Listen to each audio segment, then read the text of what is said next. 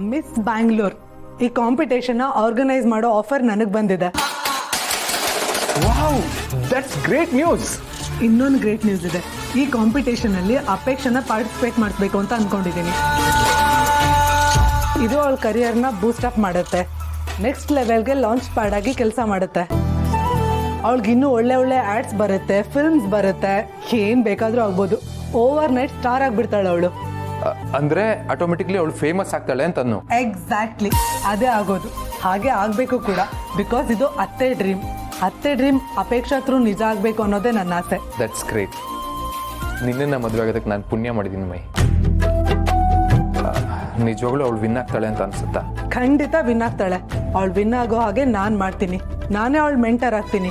ಅದು ಹೇಗೆ ಅವಳು ವಿನ್ ಆಗಲ್ವೋ ನೋಡೋಣ. ಅವಳು ವಿನ್ ಆಗೇ ಆಗ್ತಾಳೆ ಅನ್ನೋ ಕಾನ್ಫಿಡೆನ್ಸ್ ನನಗಂತೂ ಇದೆ. ಇವರೆಲ್ಲ ಏನೇನು ಕೆಲಸ ಮಾಡ್ತಾರೆ ಅಂತ ಯಾಕೆ ಕೇಳಿದೆ ಅಂತ ನಿನಗೆ ಗೊತ್ತಾ? ಇಲ್ಲ. ನೀನು ಚಿರು ರೂಮ್ಗೆ ಹೋಗಿದ್ದಕ್ಕೆ ನಿನಗೆ 2 ಪನಿಷ್ಮೆಂಟ್. ಇವತ್ತೆಲ್ರಿಗೂ ರಜಾ ಕೊಟ್ಟಿದ್ದೀನಿ, ಎಲ್ಲ ಹೊರಡಿ ಹೋಗಿ. ಫಸ್ಟ್ ಪನಿಷ್ಮೆಂಟು, ಅವ್ರು ಮಾಡೋ ಕೆಲಸ ಎಲ್ಲ ನೀನು ಒಬ್ಬಳೇ ಮಾಡಬೇಕು. ಸೆಕೆಂಡ್ ಪನಿಷ್ಮೆಂಟು, ಇವತ್ತು ನಿನಗೆ 1 ಹೊತ್ತು ಉಪವಾಸ. ಉಪವಾಸನ? ಮೇಡಮ್ ಪ್ಲೀಸ್ ಮೇಡಮ್, ನೀವು ಎಷ್ಟು ಬೇಕಾದರೂ ಕೆಲಸ ಕೊಡಿ, ಆದರೆ ಉಪವಾಸ ಮಾತ್ರ ಬೇಡ. ಓ, ನನಗೆ ಇದು ಉತ್ತರ ಕೊಡ್ತೀಯ ನೀನು? ನಿಂಗೆ 1 ಹೊತ್ತು ಉಪವಾಸ ಅಂತ ಹೇಳಿದ್ದೆ ಅಲ್ಲ, ಇವತ್ತು ನೀನು ಇಡೀ ದಿನ ಉಪವಾಸ ಇರಬೇಕು. ಹೋಗು, ಹೋಗಿ ಕೆಲಸ ಶುರು ಮಾಡು. ಹೋಗಂದೆ.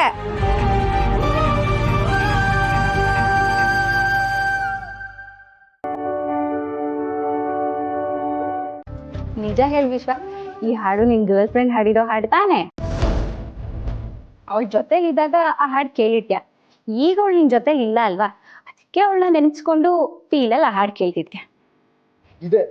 ಇದೇ ನನಗಾಗಲ್ಲ ಅಂತ ಹೇಳೋದು. ನೆನ್ಪುಗಳಿರುತ್ತೆ ಅಂತ ಹೇಳ್ದೆ, ಅವಳು ನೆನಪಾಗ್ತಿದ್ದಾಳೆ ಅಂತ ಹೇಳಿಲ್ಲ. ಬೆಂಕಿ ಇಲ್ಲದೆ ಹೊಗೆ ಆಡಲ್ಲ ವಿಶ್ವ. ಪ್ರೀತಿಯಲ್ಲಿ ಬಿದ್ದು ಪ್ರೀತಿ ಫೇಲ್ಯೂರ್ ಆಗಿರೋ ವಿಷಯ ಎಲ್ಲ ನನ್ಗೆ ಚೆನ್ನಾಗಿ ಗೊತ್ತು. ಹುಡುಗಿ ಇದ್ದಾಗ ಅವಳ ಮುಂದೆ ಲವ್ ಎಕ್ಸ್ಪ್ರೆಸ್ ಮಾಡಿರಲ್ಲ, ಅದೇ ಹುಡುಗಿ ಕಣ್ ಮುಂದೆ ಇಲ್ಲದೆ ಇದ್ದಾಗ ಈ ತರ ಹಾಡು ಕೇಳ್ಕೊಂಡು ಅವಳ ನೆನಪಲ್ಲೇ ಇರ್ತಾರೆ. ನೀನಾದ್ರೂ ಪರವಾಗಿಲ್ಲ, ಬೇರೆಯವರಾದ್ರೆ ಕಣ್ಣು ಪೂರ್ತಿ ಕುಡಿದು ಬೀದಿಯಲ್ಲಿ ಬಿದ್ದಿರ್ತಾರೆ. ನೀನ್ ಮನೇಲಿ ಇದೆಯಪ್ಪ, ಅಷ್ಟೇ ಸಾಕು. ಇವಾಗ ನೀನ್ ಬಾಯಿ ಮುಚ್ಕೊಂಡು ಹೋಗ್ತೀಯಾ, ಇಲ್ಲ ನಾನೇ ಹೋಗ್ಲಾ? ಆಯ್ತಾಯ್ತು, ಬಿಡ್ಬಿಡ, ನಾನೇ ಹೋಗ್. ನಿನ್ನ ನೆನಪಿಗೆ ನಾನು ಅಡ್ಡಿ ಆಗಲ್ಲ.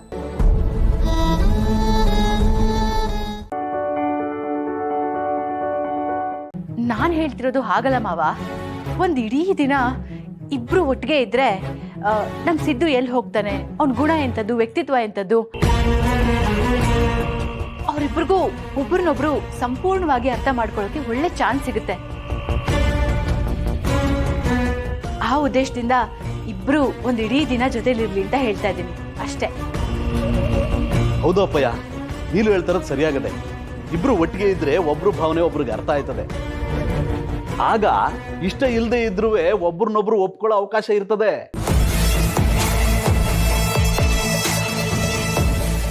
ಸರಿ ಕಲಾ, ನೀವಿಬ್ರು ಹೇಳ್ತಾ ಇದ್ದೀರ ಅನ್ಮಕ್ಕೆ ಅದನ್ನು ಒಂದು ಕಿತ್ತ ನೋಡೇ ಬಿಡಮ್ಮ. ಹೆಂಗೂ ಅವರಿಬ್ರು ಹೆಂಗೆ ಅಂತ ನಮಗೆ ಗೊತ್ತದೆ. ಇಬ್ಬರು ಜೊತೆಲಿದ್ರೆ ಒಪ್ಪಿಗೆ ಆದರೂ ಆಗ್ಬೋದೇನೋ, ನೋಡೇ ಬಿಡಮ್ಮ.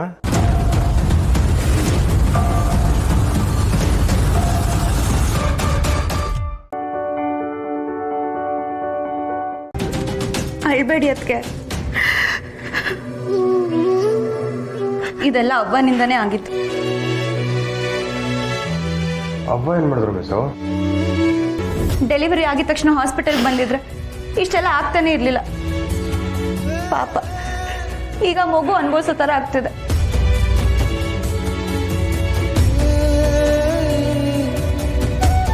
ಅಳ್ಬೇಡಿ ಅದಕ್ಕೆ, ಮಗುಗೇನು ಆಗಲ್ಲ.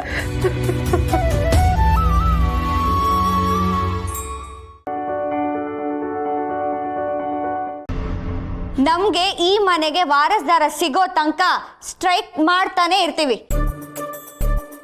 ಹೌದು ಹೌದು, ಇದೇ ತರ ಸ್ಟ್ರೈಕ್ ಮಾಡ್ತಾನೆ ಇರ್ತೀವಿ. ಬೇಕೇ ಬೇಕು, ಮೊಮ್ಮಗ ಬೇಕು, ಬೇಕೇ ಬೇಕು, ಅಳಿಯ ಬೇಕು, ಬೇಕೇ ಬೇಕು, ಸೊಸೆ ಬೇಕು,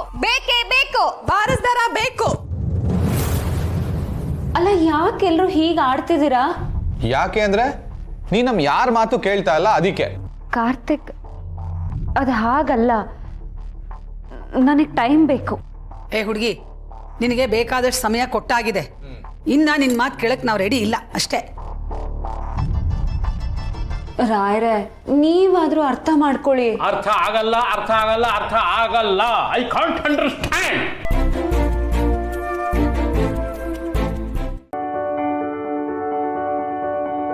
ಅಲ್ಲ ಪ್ರಿಯಾ, ಇವತ್ತು ಆಫೀಸ್ಗೆ ಹೋಗ್ಬೇಕಾ?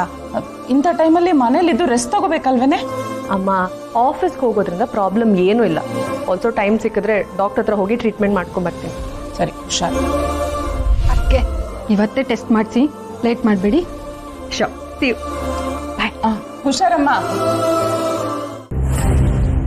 ನಿಮ್ಮ ಅದಕ್ಕೆ ಪ್ರೆಗ್ನೆಂಟ್ ಅನ್ನೋದನ್ನ ನೀನು ಪ್ರೂವ್ ಮಾಡೋದಕ್ಕೋಸ್ಕರ ಟೆಸ್ಟ್ ಮಾಡಿಸ್ಕೋಬೇಕಾ?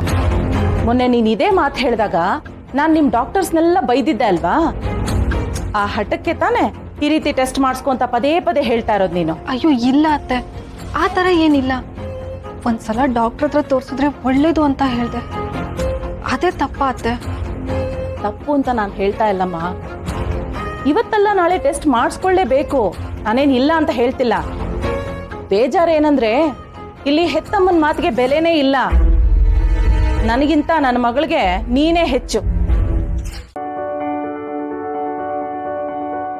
ಜೀವನ ತಿರುಳು ಹೂವ ತಳೆದ ಗುಲಾಬಿಯಿಂದ ಮನಕಹುದೇನು ನೋವು ಸಂತಸವು ನೋಡ ಮುಳ್ಳು ಬಾಳ್ಗೆ ಹೂವೇ ದಿವ್ಯ ಕಿರೀಟ ಮದುವೆ ಕಾಲ ಕಟಾಕ್ ಜೀವನದ ತಿರುಳಷ್ಟೇ ಮಂಕುತಿಮ್ಮ. ನೀವ್ ಏನ್ ಹೇಳಿದ್ರಿ ನನ್ಗೆ ಒಂದು ಅರ್ಥ ಆಗ್ಲಿಲ್ಲ ಬಿಗ್ರೆ. ಈಗ ನೀನು ಗುಲಾಬಿ ಗಿಡ ನೋಡಿದ್ಯಲ್ಲ, ಅದರಲ್ಲಿ ಮುಳ್ಳು ಇರುತ್ತೆ, ಹೂವು ಇರುತ್ತೆ. ಮುಳ್ಳು ನಾವು ನಡೆದು ಬಂದ ದಾರಿ ಕಷ್ಟಗಳು, ಹೂವು ನಮಗೆ ಸಿಕ್ಕ ಖುಷಿ ಸಂತೋಷ. ಕಂಟಿನ್ಯೂಸ್ ನಮಗೆ ಕಷ್ಟ ಬಂದರೂ ಕೂಡ ಕೊನೆಯಲ್ಲಿ ಸುಖ ಸಿಕ್ಕುತ್ತೆ ಅನ್ನೋದೇ ಇದ್ರ ತಾತ್ಪರ್ಯ. ನಾನೇನು ಹೇಳಿದ್ರು ನಿನ್ನ ತಲೆಗೆ ಇದು ಇಳಿದಿಲ್ಲ ಅಂತ ಅರ್ಥ ಆಯ್ತು.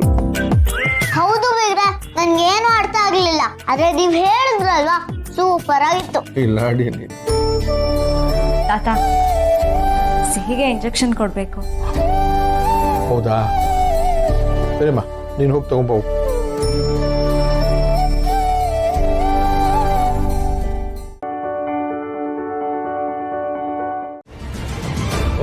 ಬಂದ್ಯಾ? ಓ ಹೌದಪ್ಪ, ಬಂದ್ಬಿಟ್ಟಿದ್ದಾಳೆ. ಇವಾಗ ಇವಳಿಗೆ ನಿಮ್ಮಪ್ಪ ನಾನು ಇಬ್ರು ಸೇರ್ಕೊಂಡು ಕಾಲು ಕೈ ಒತ್ತಬೇಕಾ ಅಥವಾ ಊಟ ಮಾಡಿ ತಟ್ಟೆ ತೆಗಿಬೇಕಾ? ಏನ್ ಮಾಡ್ಬೇಕು ಹೇಳ್ಬಿಡೋ ಮಗನೇ. ಅಮ್ಮ, ಏನಾಯ್ತು? ಯಾಕೆ ಹಿಂಗ್ ಕೂಗಾಡ್ತಾ ಇದ್ಯಾ? ಯಾಕೆ ಬಾಯಿಗೆ ಬಂದಂಗೆಲ್ಲ ಮಾತಾಡ್ತಾ ಇದ್ಯಾ? ಮಾತಾಡದೆ ಇನ್ನೇನೋ ಮಾಡ್ಲಿ? ನಿನ್ನಂತ ಮಗನ ಹೆತ್ತ ತಪ್ಪಿಗೆ ನಾವಿದೆಲ್ಲ ಅನುಭವಿಸ್ಬೇಕು. ನನ್ನ ಮನೆ ಕಡೆ ತಿರುಗಿ ನೋಡೋ ಯೋಗ್ಯತೆ ಇಲ್ಲ ಇವಳಿಗೆ. ಅಂಥದ್ರಲ್ಲಿ ನನ್ನ ಮನೆ ಒಳಗೆ ನಿಂತ್ಕೊಂಡು ನನ್ನ ಆಶೀರ್ವಾದ ತಗೋಬೇಕು ಅಂತಿದ್ದಾಳೆ.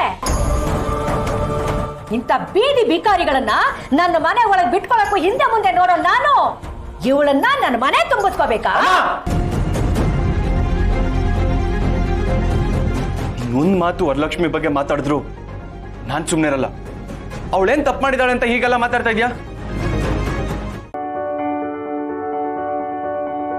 ಇವನು ಸಮರ್ಥ ಅಂತ ನನ್ನ ಬ್ರದರ್.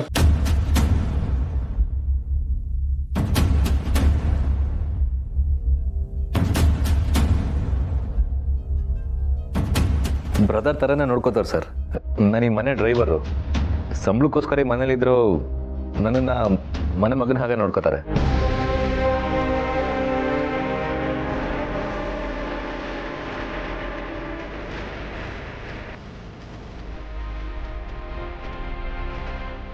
ಯಾಕಾಗ ಅಂತ್ಯ? ನೀವು ಈ ಮನೆಗೆ ಈ ಮನೆಗೋಸ್ಕರನೇ ದುಡಿತಿರೋದು ಸರ್.